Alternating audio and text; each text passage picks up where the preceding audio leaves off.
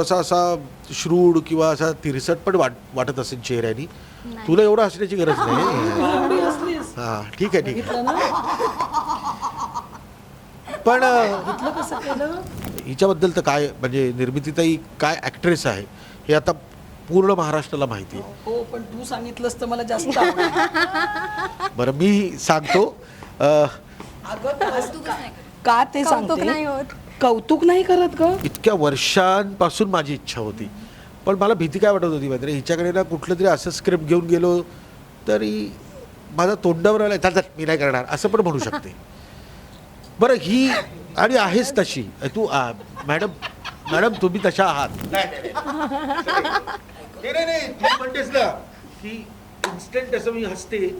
आता तू कसं तिथे सांगितल्यानंतर तू काहीतरी आठवून हसली असती, पण आम्ही इतके दोघं जण उत्तम विनोदी काहीतरी बोलत असू. आमच्या विनोदावर नाही कधी असं. हे मान्य आहे ना तुला? हो मला मान्यच आहे. मी कितीदा तरी तिला बोलले वाईट करायचो का आम्ही विनोद ज्याच्यावर आमचा महाराष्ट्र पूर्ण असतो. आम्ही असे याचना करायचो की कधीतरी नमस्कार, मी मधुरा शिधे आणि कलाकृती मीडियावर तुम्हा सगळ्यांचं मनापासून स्वागत आहे. लवकरच आपल्या भेटीला येत आहे आपल्या सगळ्यांचे लाडके दिग्दर्शक अर्थात केदार शिंदे यांच्या दिग्दर्शनाने नटलेला अगं अगं सुनबाई काय म्हणताय सासूबाई हा नवा कोरा सिनेमा. टंग ट्विस्टर आहे अगं अगं सुनबाई काय म्हणताय सासूबाई. आणि त्यानिमित्ताने गप्पा मारणार आहोत आणि सर आहेत आणि निर्मितीताई आहेत आणि प्रार्थना आहे. हॅलो, कसे आहात? मस्त एकदम. कसे वाटतोय आम्ही तिघी? मस्त ॲज युजल. छान वाटताय, एक्सायटेड वाटताय आणि एन्थुझियास्टिक वाटताय. आणि टीजर खूप छान झालाय. ट्रेलरची खरं तर उत्सुकता आहे आणि मला वाटतं असं फार कमी वेळा होतं की ट्रेलर यायच्या आधी आपण गप्पा मारतोय. त्याच्यामुळे आज मला पण तितकीच उत्सुकता आहे. तर अदरवाईज माहिती असतं ट्रेलरमधून आपल्याला गप्पा काय काय होणार आहेत एक अंदाज असतो. पण मला सर तुमच्यापासून सुरुवात करायची आहे. इतकं गोड शीर्षक आहे, इतकं गोड टायटल आहे आणि खूप बोलकं आहे की जे घराघरात घडणाऱ्या गोष्टी आहेत की सुनबाई सासूबाई. ह्या सिनेमा करताना एक साधारण विचार काय ठेवला होता की ही कथा सुरुवात कशी झाली की हा असा एक सिनेमा वेगळा करावा? लोकांना माहिती आहे आता बायकांच्या मनातलं मला कळतंच. ते अगवय अरेच्या पासून ते बाई पण भारी देवापर्यंत सगळ्यांना कळलेलं आहे. तोच फॉर्मॅट यावेळेस आमच्या लेखकांनी परत आणला की हा सिनेमा दोन अशा व्यक्तिरेखा ज्या आयुष्यभर कुठल्याही 100तल्या 98 घरामध्ये तुला दिसतात कुठे ना कुठेतरी त्या सासू सुनेमधली कुरबुरी, भांड्याला भांडं लागणं, मतमतांतर, विचारांचे थोडे वेगवेगळे एक एक हे विचार असतात ते दुसरीचे दुसरे विचार असतात. वैशाली नाईक आणि ओमकार मंगेश दत्त यांनी ही कथा लिहिली आणि कथा लिहिल्यानंतर त्याचं पटकथा झाली, संवाद झाल्यानंतर मला मनापासून हा सिनेमा करावासा वाटला. कारण आपण ना मोनोटोनस होतो. एकदा मी अगबाई बायकांचा विषय मांडला, ओके, बाईपणमध्ये पण मी बायकांचाच विषय मांडला, तर आपण रिपिटेटिव्ह होतो आणि ना अशा वेळेस थोडं बॅकफूटवर जातो आपण की नको आता नको लगेच करायला, नाही तर लोकांना तोचपणा वाटेल. बरोबर. पण या अशा कथेला किंवा अशा व्यक्तिरेखांना मला नाही वाटत कोणी स्पर्श केला. म्हणजे ना आता सिरियल्समध्ये तू म्हणशील तर सासू सुनेच्या गोष्टी सादर होतात, पण अशी सासू सुनेची जोडी तुम्हाला नाही बघायला मिळेल किंवा कथेमधले एवढे टर्न्स ट्विस्ट तुम्हाला बघायला मिळणार नाहीत याची मी खात्री तुला देतो. कारण का इतक्या सिनेमांवर तुम्ही माझा विश्वास ठेवलेला आहे, तर हा मी तुम्हाला खात्रीने सांगू शकतो की यातली कथाच महत्त्वाची आहे. मी त्याचा सेकंडरी पार्ट होतो. जर ना बेस चांगला असेल तर इमारती उभ्या होतात आणि हा त्याचा बेसच अप्रतिम माझ्याकडे आला होता आणि त्यामुळे मी इमारत उभा करण्याचा प्रयत्न केला आणि ते उभं करण्यासाठी माझ्याकडे दोन हिच्याबद्दल तर काय म्हणजे निर्मितीताई काय ॲक्ट्रेस आहे हे आता पूर्ण महाराष्ट्राला माहिती आहे. हो पण तू सांगितलंस तर मला जास्त आवडेल. बरं मी सांगतो. का ते कौतुक नाही सांगते होत. कौतुक नाही करत ग. आणि मी त्याला म्हणते की काय मागते अजून, उत्तम करतेस एवढंच बोल की कौतुकच करत नाही. का बरं सर असं? मला असं वाटतं ना की मग लाड केले ना तर वाया जातात मुलं. नाही ही मुलं वाया नाही जात. निर्मितीताई बरोबर. अगं काय कौतुक म्हणजे आता प्रत्येक शॉट वा वा सुंदर, वा वा सुंदर. आता मी कट म्हणू का वा वा सुंदरच म्हणत बसू? तर प्रत्येक ती व्यक्तिरेखा आणि कुठलंही कॅरेक्टर असू दे, तू जिम्मा बघ, त्याच्या अगोदरचे तिचे 9 महिने 9 दिवस बघ, किंवा अगदी सासू नमरी आहे पण त्याच्या अगोदरचा बिंदासमधला तिचा एक रोल बघ. तुला ही व्यक्तिरेखा म्हणजे ही जर ॲक्ट्रेस म्हणून जर काम करत असेल तर तिने त्या व्यक्तिरेखेचा पूर्ण विचार केलेला असतो. तोच विचार ही करावा इतक्या वर्षांपासून माझी इच्छा होती. पण मला भीती काय वाटत होती माहिती आहे, हिच्याकडे ना कुठलं तरी असं स्क्रिप्ट घेऊन गेलो तरी माझा तोंडावर आला चालतात मी नाही करणार असं पण म्हणू शकते. बरं ही आणि आहेच तशी तू मॅडम तुम्ही तशा आहात. पण ना मला खात्री होती की या स्क्रिप्टमध्ये ती जादू आहे. यातली स्मिता देसाई ही मी हिच्यासमोर वाचल्यानंतर ही त्याच्यावर झडप घालेल की मला ही भूमिका करायची आहे. कारण एवढे वेगवेगळे कंगोरे या भूमिकेला आहेत. त्याबरोबरीने मनस्वी देसाई म्हणजे प्रार्थना तिच्याबरोबर मला काम करायचंच होतं. कारण मी फ्रँकली सांगायचं तिचं कामच नाही बघितलं आजपर्यंत मी कुठलंच सिनेमा असा. पण मला असं वाटतं की ना खूप चांगली काही कलावंत असतात ज्यांच्याकडे आपण खूप दुर्लक्ष करतो आणि आपण त्यांना फक्त तेवढ्यापुरतंच त्या चौकटीत बसवलेलं असतं. अशा पद्धतीचा विचार मला प्रार्थनाच्या बाबतीत आला होता की हिला मनापासून करायचं आहे पण हिला ना ती भूमिका नाही मिळाली तशी की ती झोकून देऊन काम करू शकेल. आणि मला या मनस्वी देसाईसाठी आणि अगदी इम्पॉर्टंट हिच्या समोर उभं राहण्यासाठी मला खूप मनापासून काम करणारी कलावंत पाहिजे होती. कारण ही करणारच काम पण ना ती स्पर्धा नको होती मला की यांनी असं काम केलं का बरं मला तसं काम करायचं आहे. नाही त्यांनी तसं काम केलं ना तर माझ्या भूमिकेची गरज काय आहे की मी तसं काम करायला पाहिजे. किंवा मला काही सांगा तुम्ही मला येत नाही आहे प्लीज यू जस्ट गाईड मी. तो एक स्टान्स प्रार्थनाचा होता जो माझ्या बाबतीत होता एक दिग्दर्शक म्हणून आणि हिच्या बाबतीत होता ॲज अन ॲक्ट्रेस म्हणून की जिथे तिला वाटेल की ती जाऊन विचारायची हिला की असं मी करते आणि निर्मिताई इमिजिएटली सांगायचं हे असं करून बघ बरोबर होईल. मी तर होतोच कारण शेवटी काय माहिती आहे ना माझ्या दोन्हीही भूमिका व्यक्तिरेखा एकमेकांच्या जवळ उभं राहायला पाहिजेत. एक अप्रतिम काम करते आणि दुसरी ओके काम करते असं नाही होऊ शकत. तोडीस तोडपेक्षा ना मग हिच्या कामाला पण रंगत येणार नाही. नेहमी ॲक्शनला रिॲक्शन असते ना तर ॲक्शन करणारी जी व्यक्ती असते ती त्या भरोशावर असते की रिॲक्ट करणारा पण माणूस करेक्ट आहे. तर हे जे काही घडलं आहे ते या सिनेमामध्ये 16 तारखेला तुला बघायला मिळेल. पण मी जितकं आत्तापर्यंत काम केलं आहे मला नेहमीच रिलेटेबल गोष्टी सादर करायला आवडल्या आहेत. टिपरेमधले कॅरेक्टर्स पण माझे खूप रिलेट होतात. अगबाई यारेच्यामधले कॅरेक्टर्स रिलेट होतात. बाईपणमधले रिलेट होतात. हे खूप रिलेट होतील आणि घराघरातल्या लोकांना असं वाटायला लागेल की अरे यार अशी आमची आई आहे माझी बायको अशी आहे माझा नवरा असा आहे किंवा माझा मुलगा असाच वागतो सेम. हे जे असतं ना तुला बघताना जाणवलं ना तुझ्या घरच्यांची जर तुला आठवण आली ना तर आम्ही जिंकलेलो असतो. हे जिंकणं 16 तारखेला होईल. क्या बात आहे. निर्मितीताई कायम पडद्यावरती आम्हाला तुम्ही वेगवेगळ्या भूमिकांमध्ये दिसता आणि ही जी भूमिका आहे आणि इवन आत्ता जरी जिम्मामधली जरी तुमची सासूची एक भूमिका जरी बघितली तर ती पण अशीच होती एकदम साधी भोळी सासू. पण तुम्ही खऱ्या आयुष्यामध्ये एकदम मॉडर्न आहात. तुमचे विचार तुमचे ठाम आहेत पण पडद्यावरची थोडीशी ती उलटी असते ती भूमिका. यातल्या भूमिकेविषयी काय सांगाल? मला असं वाटतं की मुळातच ॲक्टरनी आपल्या वास्तव जीवनाबरोबर कधी म्हणजे रील आणि रिअलमध्ये कधी गफलत करू नये. ते वेगळं असावं हे वेगळं असावं. भूमिकेची जेव्हा निवड करते ना मी तेव्हा आता काही मला कोणी झाडामागे पळणारे रोल देणार नाही आहे असं करून गाणारे रोल देणार नाही आहे. हिरोईन नाही आहे आता मी कॅरेक्टर आर्टिस्ट आहे. सो मला आईचे सासूचे अशा पद्धतीचे रोल येतील. मग त्यात काय वेगळेपण शोधता येईल याचा विचार मी करायचा आहे. तसा मी आत्तापर्यंत जे रोल केले तसा मी तो विचार करत आले. आता मला रोलच असा मिळाला की जो पूर्णपणे वेगळा आहे. म्हणजे मला आता यात मी वेगळं काय करेन पेक्षा ही अख्खी भूमिकाच वेगळी आहे जी मला मिळाली आहे तर ती मला तशी साकारायची आहे. म्हणजे टेलर मेड रोल म्हणतात ना, तसा तो मला मिळालेला आहे. प्रेक्षकांना हसायचं आहे, मी आहेच, मी हसवते प्रेक्षकांना. प्रेक्षकांना रडायचं आहे, आम्ही दोघी आहोत, आम्ही रडवू तुम्हाला. प्रेक्षकांना राग हवा आहे, आम्ही दोघी तर आणू तुम्हाला राग. म्हणजे प्रेक्षकांना जी इमोशन्स हवी आहेत ना, ती सगळी या सिनेमामध्ये आहेत. प्रेक्षकांना काहीतरी वैचारिक खाद्य पण हवं असतं. नुसतंच आपल्याकडे विनोदासाठी विनोद पण आवडत नाहीत लोकांना. ते वैचारिक खाद्य पण या सिनेमात आहे. म्हणजे मला वाटतं की टीझरमध्ये जी राजन भिसे म्हणजे माझा नवरा करतोय त्या सिनेमामध्ये, त्याचं जे वाक्य आहे,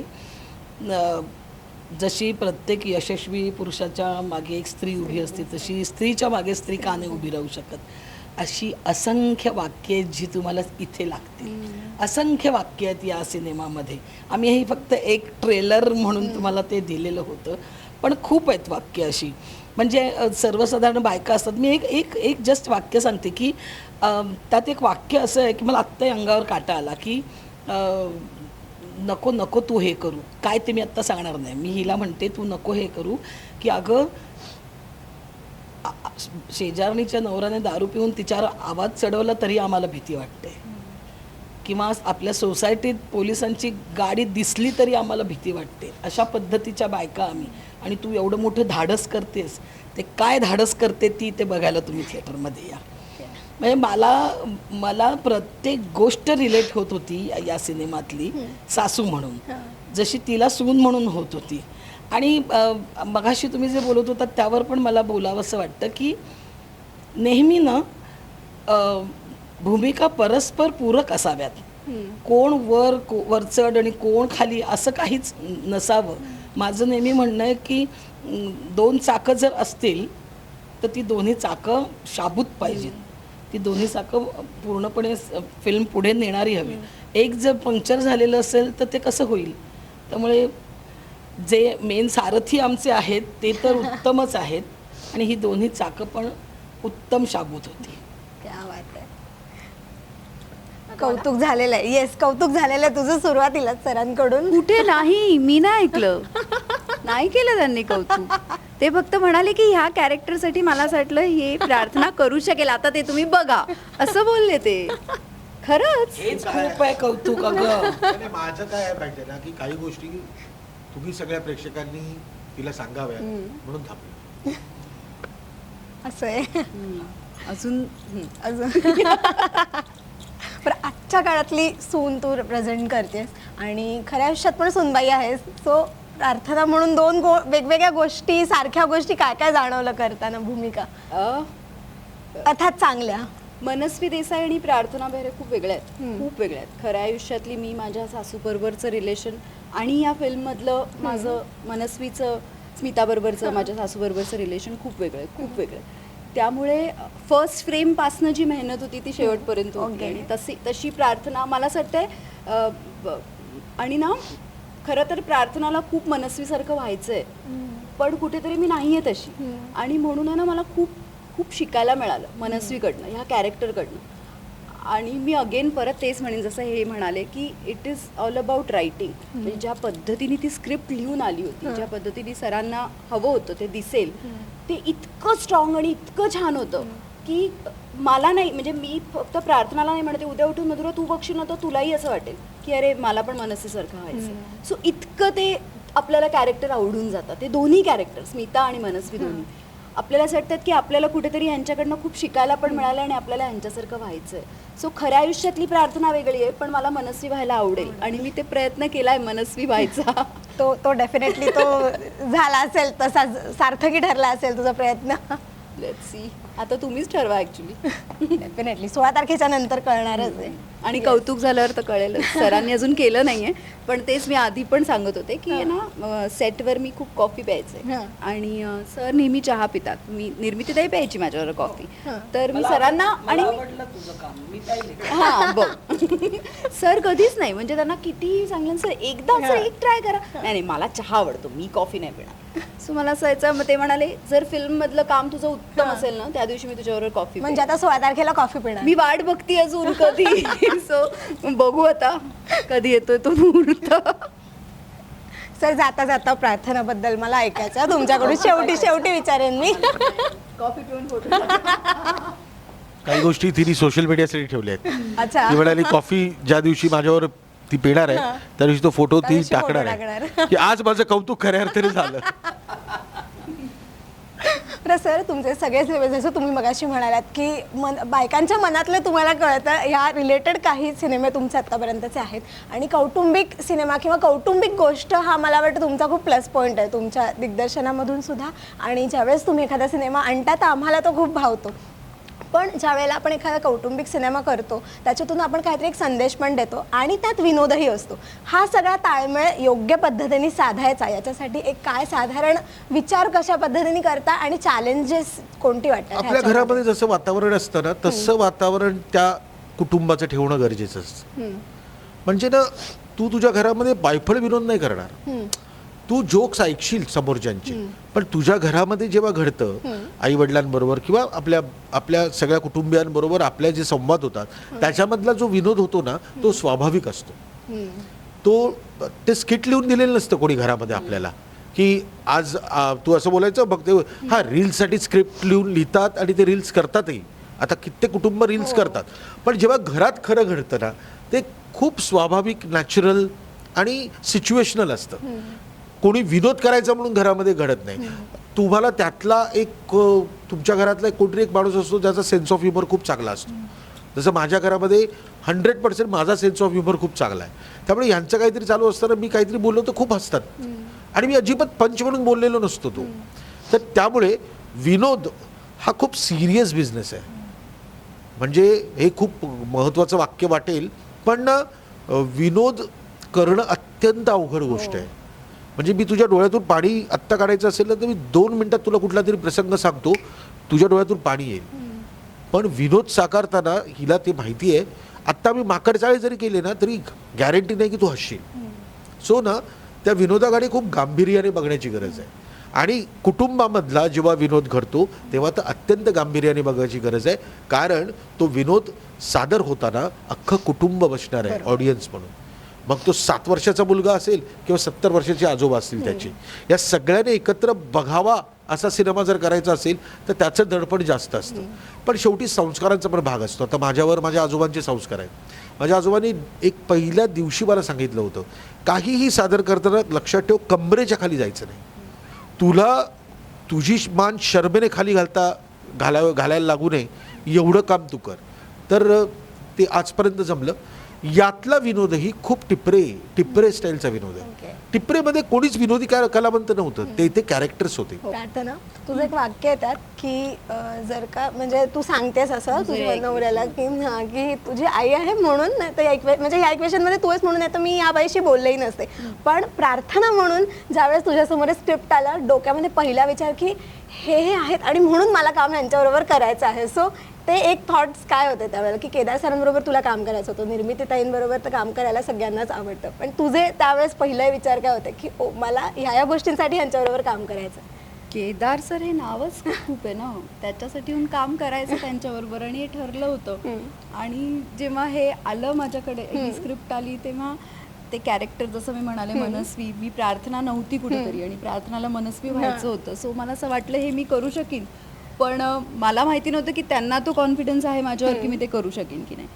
आणि राहिला निर्मितीताईचा सवाल, तिच्या म्हणजे जेव्हा त्यांनी मला सांगितलं केदार सरांनी की सासूबाई कोण करताय माहिती आहे का, स्मिताचं रोल निर्मितीताई, आणि माझं चलो ओ फ्रीक आता काय म्हणजे हे तर मला करायचं आहे, पण मग हे समोर निर्मितीताई आहे. आणि मग ते मी आय थिंक मला पण मी खरंच आपण म्हणतो ना की ते का सिनियर ॲक्टर आपण त्यांना म्हणतो का त्यांचं एवढं कौतुक होतं, त्याच्यामागे रिझन असतं की म्हणजे आता मला कळतंय की जेव्हा मी जर कधी आयुष्यात एवढं काम केलं पुढे आणि जर झाले तर मला असं राहायचं हिच्यासारखं की ते सांभाळून घेणं ना किती महत्त्वाचं असतं. आपल्या समोर तिला माहिती आहे की ती बेस्ट करू शकते आणि तिला माहिती आहे की मी हिला खाऊन टाकीन, पण तरीही कशा पद्धतीने मी तिला पण तेवढाच सपोर्ट करीन की तीही तेवढीच छान दिसली पाहिजे आणि तिचंही काम तेवढंच छान दिसलं पाहिजे, ह्याचा तिने खूप विचार केला आणि सतत मला सगळ्या छोट्या छोट्या गोष्टी सांगायची. सो मला असं वाटतं हे जे मी कॅरेक्टर केलं आहे, जे काय मनस्वी तुम्हाला दिसली ते अफकोर्स सरांचं तर क्रेडिट आहेच आहे, त्यांच्यामुळे मी हे केलं आहे. आणि निर्मितीताई, खरंच या दोघांमुळे आज ती मनस्वी तशी दिसली आहे जशी ती स्क्रिप्टमध्ये होती. हा तुझा विनय म्हणायचा का? अरे बापरे, मला विनोदाबद्दल बोलताना नव्हतं येत, म्हणून मी विनय बद्दल बोलले. तर सर, मी जे मगाशी ताईंना विचारलं की एक असा सीन की जो स्क्रिप्टमध्ये फार छान लिहून आलेला, पण तो करताना त्याहून जास्त छान झाला का, त्याहून जास्त मज्जा आली तुम्हाला? या दोघींचे सिद्ध असंख्य आहेत. हम्म. पण मला ना पर्सनली माझ्या आईबरोबर माझं जे रिलेशन आहे, खरं तर माझ्या आईबरोबर नाही, माझ्या आजीबरोबर. कारण माझी आजी हिने मला सांभाळलं, ती माझी जवळजवळ आई आहे. माझी आई आहे, पण मी आजोबांकडे वाढलो ना, त्यामुळे तो एक फरक पडला होता. पण हिचा आणि नकुलचा एक सीन आहे रात्रीचा, की जिथे खूप मोठं काहीतरी गोष्ट घरात घडल्यानंतर एक आई आणि मुलगा आता त्या मुलाची कुचंबणा की बायकोचं ऐकायचं का आईला समजवायचं, तो सीन तो करतानाच मला फार बरं वाटत होतं. कारण तो इतका रिलेटेबल सीन आहे. आज तो त्यातली 3-4 वाक्य जरी लोकांपर्यंत पोहोचली तरी म्हणतील की अरे यार सेम आमच्या घरामध्ये. म्हणजे तो काहीतरी बोलायला येतो, काहीतरी पहिलं वाक्य बोलायला येतो की तू कशाला एवढी तणतण करून घेते, त्याच्यावर हिचं पहिलं वाक्य, जा रे तू बायकोचा बैल आहेस, माझ्याशी नको बोलूस, हे एक वाक्य. किंवा अजून एक त्यातलं वाक्य मला भयंकर आवडतं की सासू म्हणते की ह्यांनी नोकऱ्या केल्या म्हणजे यांचे काय आभाळाला हात लागले का, म्हणजे आम्ही आयुष्यभर जे राबलो त्याची काहीच किंमत नाही. ही माझी आई आहे, हे आई आहे माझी यार. तर हे घराघरातलं आहे आणि प्रत्येकाला ते रिलेटेबल वाटतं. किंवा तू जे हिचं कौतुक केलंस ना, तू या इक्वेशनमध्ये नसतास ना, तर मी अशा बाईशी बोलले पण नसते. तर या पद्धतीची आत्ताची आधुनिक मुलगी जी आहे, ती स्वतंत्र विचारांची आहे, तिच्या मनामध्ये पण हेच गोष्ट सुरू असेल. कुठे ना कुठेतरी ते कुरबुरी असतात घरामध्ये, त्या जेव्हा कुरबुरी घडतात तेव्हा असं वाटतं की अरे यार याच्यामुळे झाला आहे प्रॉब्लेम, आणि तिकडे वाटतं की हिच्यामुळे. कोणीच चुकीचं नसतं, दोघी बरोबर असतात. पण प्रॉब्लेम असा आहे ना, दोघींचे विचार स्वतंत्र असतात आणि ते एकत्र आल्यानंतर काय होऊ शकतं, दॅट इज द फिल्म. क्या बात आहे. निर्मिती ताई, तुम्ही ज्या वेळेस आलात अभिनय क्षेत्रामध्ये किंवा तुमचं लग्न झाल्यानंतर जसं तुम्ही काम पुन्हा एकदा सुरू केलं, त्यावेळेस तुम्हाला तुमच्या सासूबाईंचा सपोर्ट कशा पद्धतीने मिळाला? मुळात ना मी व्यावसायिक रंगभूमीवर आलेच लग्नानंतर. अच्छा, ओके. म्हणजे मला काही व्यावसायिक रंगभूमी तेव्हा करायची नव्हती. मी आनंदी होते. मी राज्यनाट्य स्पर्धा करत होते, एकांकिका स्पर्धा करत होते, यात आनंदी होते आणि नोकरी करत होते, घर सांभाळत होते. पण मोहन वाघ जे नाट्यसृष्टीतले पितामह म्हणवले जायचे, सो त्यांनी जेव्हा एक स्क्रिप्ट विचारलं आणि मी त्यांना म्हटलं नाही मला व्यावसायिक काही करायचं नाही आहे. आणि मला घरी माझा नवरा, माझी सासू सगळे ओरडले मला की वेडी आहेस का तू काय त्यांना नाही म्हणून सांगतेस मोहन वाघांना. तर म्हटलं नाही व्यावसायिक करायचं आहे मला. तर ते मला गपचूप बघ काय कशासाठी बोलवले आणि ते जा आणि बघ. म्हणजे सांगायचा हाच उद्देश आहे की मला पुशच घरून मिळाला की तू व्यावसायिक रंगभूमीवर काम कर वगैरे. त्यामुळे असं कधीच माझं झालं नाही की अरे बापरे आता घरात काय करू, घरात काय सांगायचं. ते माझं आधी झालं होतं, लग्नाच्या आधी. वडिलांनी सांगितलं होतं लग्न झाल्यानंतर फुल्या फुल्या फुल्या नाच. कळतंय काय? थोडं वेगळं आहे पण लोकांना कळलं. हां, तर कारण लग्न मी चाळीतून आलेली मुलगी आहे, त्यामुळे लग्न संसार या सगळ्या गोष्टी आमच्यासाठी खूप महत्त्वाच्या होत्या आहेत. तर त्यामुळे वडिलांचं ते म्हणणं होतं, आईचा सपोर्ट होता मला, पण व्यावसायिक करणं शक्यच नव्हतं वडिलांच्या या मतानंतर.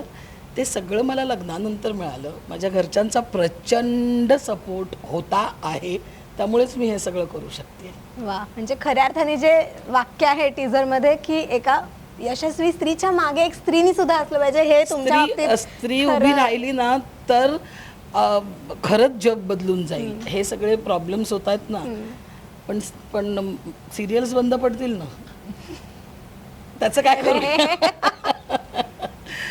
प्रत्येक स्त्रीच्या मागे जर स्त्री उभी राहिली तर त्यांनी काय करायचं. पण खरंच असं जर झालं ना तर बरीच क्रांती घडेल.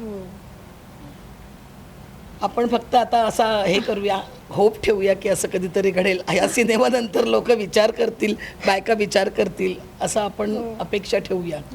आणि कधी कधी खरं तर आता विषय निघाला म्हणून पण मालिका बघताना ना बरेचदा असं वाटतं की मालिका हा म्हणजे त्या प्रतिनिधित्व करतात की जे खऱ्या आयुष्यात किंवा जे आपल्या आजूबाजूला घडतं ते तिथे दाखवतात. पण आत्ता काही मालिका बघताना असं वाटतं ना की ते तिथे दाखवतात म्हणून ते खऱ्या आयुष्यात सुद्धा घडतं. ते बघून इथे फॉलो ते उलट केलं जातं उलटं पण असं होतं. वाटतं. आता ते उलट पण होतं.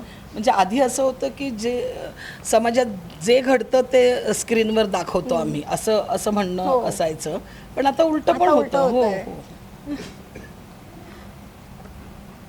आता जो आता विषय निघाला की मालिका किंवा स्त्रिया एकमेकींच्या पाठीशी असतात. तुमच्याही घरामध्ये मुलगी आहे, बायको आहे आणि त्यांच्या मनातल्याही गोष्टी तुम्हाला कळत असतात. पण असं ज्यावेळेस उगाचच वाटतं, काही नाही आहे तसं, काही नाही कळत मला. मला फक्त चेहरे वाचता येतात.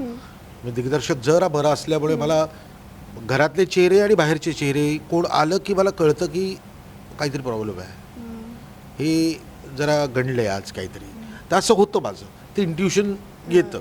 बाकी मला असं मन वगैरे, फक्त एक आहे ना की असं तोंड देखलं नाही बोलत आहे, बट जे मी मागे पण बोललो आहे बरेच वेळा की मी खूप आदर आणि मला खूप प्रेम आहे स्त्रियांविषयी आणि आदर आहे सगळ्यात महत्त्वाची गोष्ट. म्हणजे मी त्याला टेकन फॉर ग्रँटेड नाही घेऊ शकत. चला माझ्या सेटवर पण फक्त अभिनेत्री नाही तर माझ्या क्रूमध्ये असलेल्या प्रत्येक एक स्त्रीशी माझी एक वेगळी अटॅचमेंट आहे.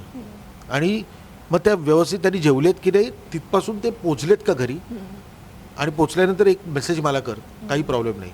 तर इतकं अटॅचमेंट आहे. आणि तुम्ही ना मला खूप छान सांगितलं होतं, तू जर वेगवेगळे दिग्दर्शक बघितलेस आजपर्यंत, तुम्ही कसे आहात ना हे तुम्ही त्यांच्या कलाकृतीतून ते तुम्हाला दिसतील की तुम्ही काय विचार करता. म्हणजे मला विनोद, मला खूप आनंदी राहायला आवडतं आतून. मी तसा एक्सप्रेस नाही करू शकत. मी कदाचित थोडासा असा श्रूड किंवा असा तिरसट पण वाटत असेल चेहऱ्यानी. तुला एवढं हसण्याची गरज नाही. हां ठीक आहे.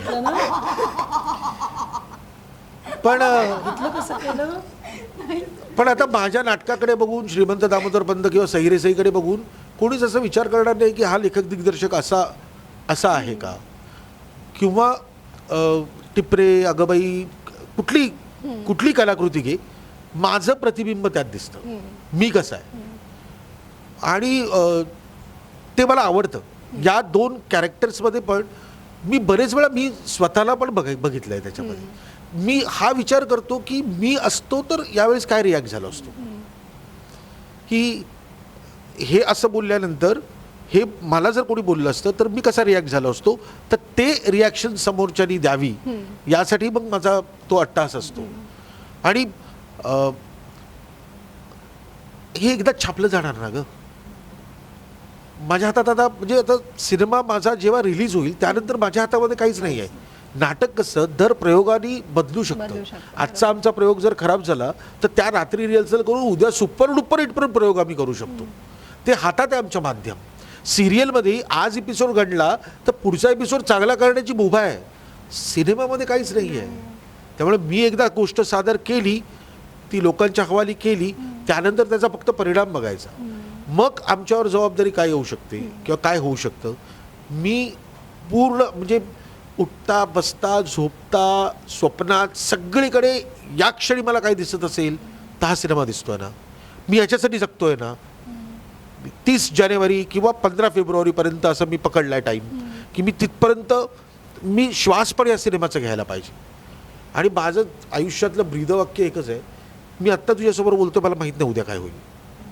तसं शॉटमध्ये पण आहे. मी हा शॉट आत्ता एकदाच घेऊ शकतो, पुढे माहीत नाही माझ्याकडून हा शॉट होईल की नाही, आणि होऊच शकत नाही. माझा सिनेमा आता छापला गेला. हां चान्स काय, 16 जानेवारीच्या अगोदर आज मला समजा रात्री वाटलं देवीताई तो एक सिक्वेन्स आपण परत करूया, तरी चान्स आहे मला.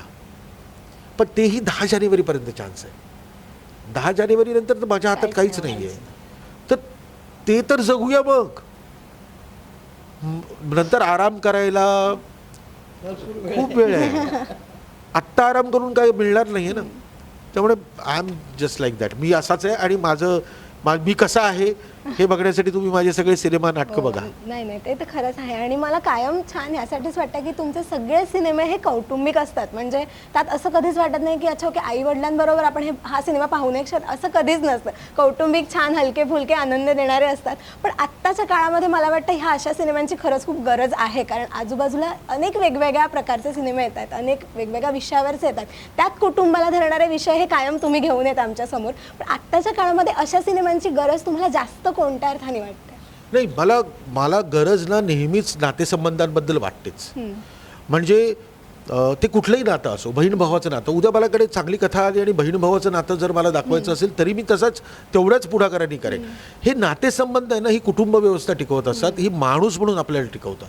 आपण आज काय बोलतो, माझ्या वडिलांनी मला जन्म दिला, माझ्यावर संस्कार आजोबांनी केले, मी माझ्या मुलीवर असे संस्कार करणार आहे. हे सगळं आपण आपल्या कुटुंबाविषयी एवढं आत्मीयतेने बोलतो. आणि हे प्रत्येकाचं असणार. प्रत्येक जण हाच विचार करत असणार की मी माझं कुटुंब किंवा माझ्या भोवतीचे सगळे लोक त्यांना मी कसा आनंद देईन.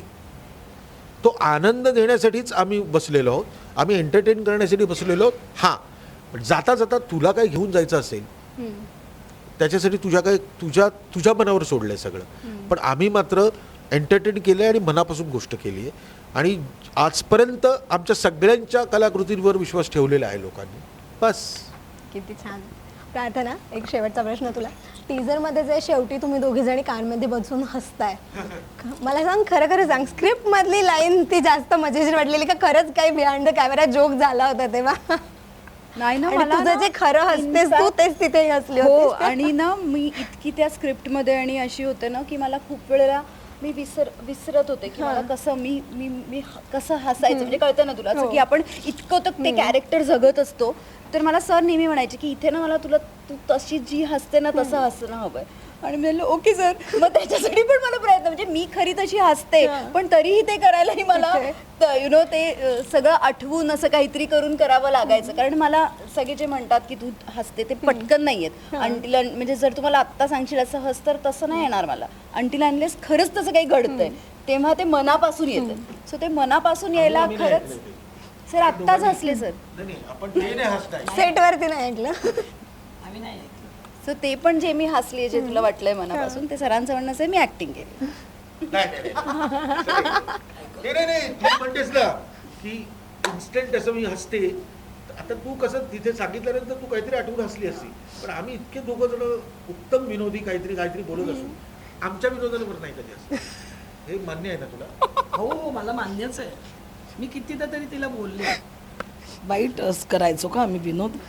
ज्याच्यावर आमचा महाराष्ट्र पूर्ण असतो, आम्ही असे याचना करायचो की कधीतरी नाही तसं नाहीये. मी कुठल्या वेगळ्याच ह्याच्यामध्ये असायचे. विचारात होती कशी हसू मी आता. हो ना.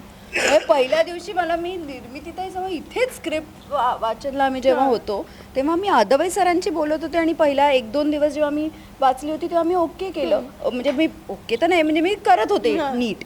आणि निर्मितीत आल्यावर सर मला म्हणाले, आज तुला काय झालं, तू अशी का वाटतेस, अशी शांत का झाली? नर्वस झाली होती. जवळजवळ पहिलं वाक्य झाल्यानंतर हिरी माझ्याकडे असं बघितलं होतं. कारण ही पण पहिल्यांदाच काम करते. पण त्या दिवशी काय, आणि मी हिला काल बरं केलं होतं माझी डोक्यावर काय शिंग आहेत का? नाही तर तू इमॅजिन करू शकतेस की हे असं असेल तर मी हो, कुठे पण मला वाटू हसायला शकणार नाही. नाही, त्रास साहजिक आहे. होणार हो, ना. हो. पण तेच म्हणजे आदरयुक्त भीती वाटूच शकते. नाही, आदरयुक्त भीती असायलाच पाहिजे. अगं, पण काम करताना कशाला वाटायला पाहिजे? पहिलं असं होऊ शकतं. पहिल्यांदा ती मुलाखत घेताना पण खूप घाबरायची. आता ती जरा बोलते ती. सर नाही. फार छान वाटलं तुम्हाला सगळ्यांशी गप्पा मारून. आणि टीजर आलेला आहे आणि आता ट्रेलरची उत्सुकता आहे आणि त्यापेक्षा जास्त सिनेमाची उत्सुकता आहे. त्याच्यामुळे आम्ही सुद्धा वाट बघतोय 16 जानेवारीची. जाता जाता एक छान गोड, जसं टायटल आहे तितकंच गोड एक अपील करायचं असेल सगळ्यांना तर काय कराल, काय सांगाल? थांब, मी एक गंमत सांगते. नुसतंच नाही अपील करायचंय. टीजरमध्ये जे आहे ना सगळं, ते लोकांना आवडले. पण त्यासाठी केदारला खूप डोकं वापरावं लागलं, खूप माथेफोड करावी लागली आहे. कारण सिनेमामध्ये अशा अनेक गोष्टी आहेत की ज्या आम्ही टीझर किंवा ट्रेलरमध्ये नाही सांगू शकत आहोत, ज्या तुम्हाला सिनेमातच बघणं आवश्यक आहे. त्यामुळे अजूनही त्याच्या डोक्यावर आहेच ती तलवार की आता ट्रेलरमध्ये काय दाखवायचं, कारण ते आम्हाला ट्रेलरमध्ये दाखवता येत नाही आहेत बऱ्याच गोष्टी, याचंही आम्हाला जरा दडपण आहे. सरप्राईज असायला पाहिजे ना. म्हणजे ती बरोबर बोलते. सरप्राईज अशासाठी की आपल्याकडे अर्ध्या वेळेलाच ट्रेलरमध्ये सगळी गोष्ट सांगून टाकलेली असते. बरं, ती गोष्ट सांगण्याबद्दल काहीच प्रॉब्लेम नाही आहे, पण जेव्हा त्या गोष्टीने खूप काही घटना घडणार आहेत असं जेव्हा असतं तेव्हा ती गोष्ट सांगावी का? पण ती न सांगून पण उपयोगाचं नाही. मला तुझ्यासाठी तो एक खूप पण बसायला पाहिजे की यार बघायला पाहिजे सिनेमा, Surprise हे पण element व्हायला राहिलं पाहिजे. पाहिजे. ते त्याच्यामुळे आता रात्र रात्र वेगळी झोप लागत नाही. आता सिनेमा म्हणजे डबिंग झालं, मिक्सिंग, बॅकग्राऊंड सगळं चालू आहे. आता प्रमोशन कसं करायचं या सिनेमाचं त्याच्यासाठी रात्र रात्र झोप लागत. बापरे, म्हणजे मला वाटतं कलाकारांना फक्त एक तो सिनेमा होईपर्यंत ते एक टेन्शन, पण मला वाटतं दिग्दर्शक आणि त्यामागे अजून जितके सगळेजण काम करतात त्यांना तो रिलीज होईपर्यंत त्या गोष्टींचं टेन्शन. आणि हे मला वाटतं हे कधी पडद्यावर किंवा हे ऑनस्क्रीन कधी येत नाही कॅमेरासमोर, आणि ह्या गोष्टी खूप घडतात. खूप जणांची मेहनत असते त्याच्या मागे, आणि मला खात्री आहे की हा सिनेमा इतर तुमच्या सगळ्या सिनेमां इतकाच लोकांना आवडणारे, रादर त्याहून जास्त आवडणारे हाऊसफुलचे बोर्ड्स लागतील.